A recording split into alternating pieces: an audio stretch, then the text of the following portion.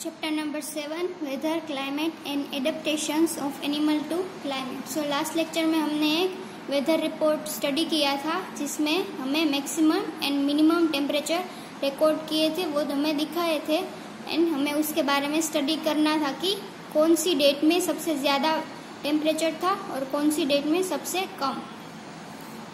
You have learned that there are special thermometers for this purpose called maximum and minimum thermometers. So आपको जो हर रोज TV पर weather report दिखाते हैं उसमें क्या दिखाते हैं कि टेम्परेचर जो हर रोज का रिकॉर्ड किया गया है वो दिखाते हैं. तो आपको आश्चर्य होगा कि ये टेम्परेचर कैसे मेजर करते हैं. तो वो थर्मोमीटर से मेजर करते हैं और उसमें दो टाइप के थर्मोमीटर होते हैं, maximum and minimum thermometer. Can you guess when during the day we have the maximum temperature and when the minimum?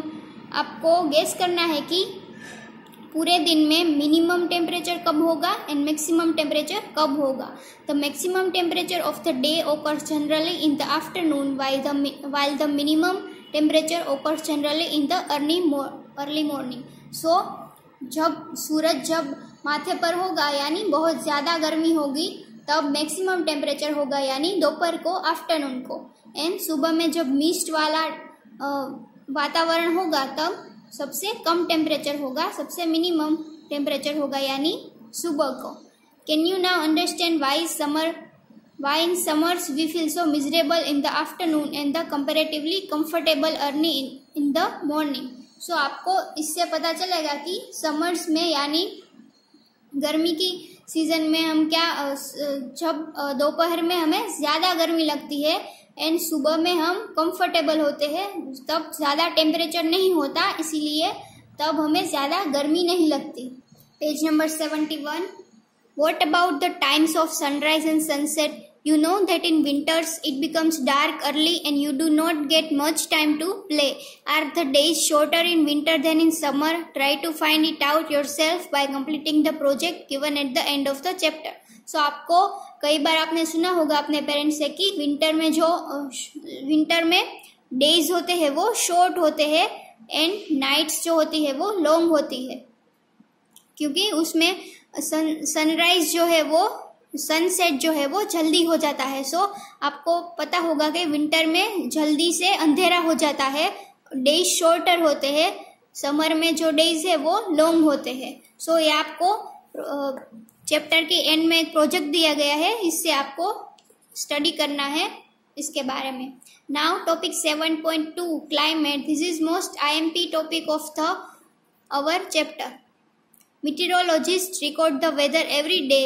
The records of the weather have been preserved for the past several decades. Meteorologist यानी weatherman भी आप उसे बुला सकते हैं, जो weather predict करते हैं, weather record करते हैं and उसे predict करते हैं कि अगले वीक में वेदर कैसा रहेगा या अगले 2 दिनों में कितनी बारिश हो सकती है, उसकी संभावना कितनी हो सकती है, वो वेदर प्रिडिक्ट करते हैं, उसे मीटेरोलॉजिस्ट बुलाते हैं और वेदरमैन भी बुला सकते हैं.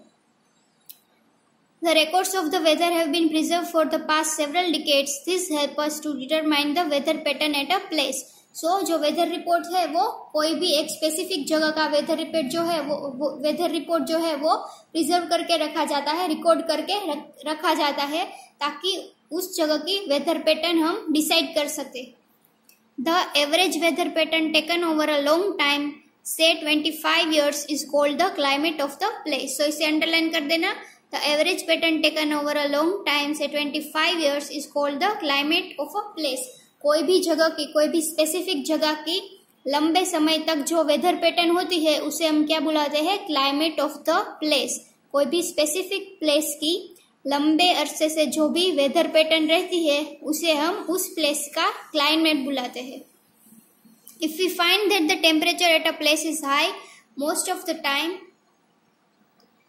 then we say that the climate of that place is hot. If there is also heavy rainfall on most of the days in the same place, then we can say that the climate of that place is hot and wet. So कई अरसों तक, कई बरस तक कोई भी एक specific जगह की वेदर पैटर्न हमें डिसाइड करनी है.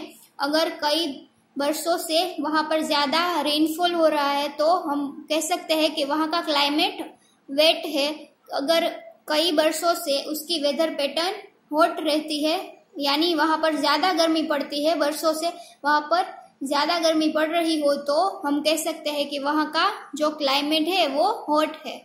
In table 7.2 and 7.3, we have given the climatic condition at two places in India. The mean temperature for a given month is found in two steps. First, we find the average of the temperatures recorded during the month. So, हमें table 7.2 and table 7.3 different two tables दिए गए हैं। हमें वहाँ पर information दी गई है climate के बारे में पूरे मंथ की। हमें उसका मीन टेम्परेचर दिया गया है एंड उसकी एवरेज जो टेम्परेचर है वो रिकॉर्ड करके, जो पूरे मंथ की रिकॉर्ड करके एवरेज टेम्परेचर भी हमें दी गई है, वो हम नेक्स्ट लेक्चर में स्टडी करेंगे।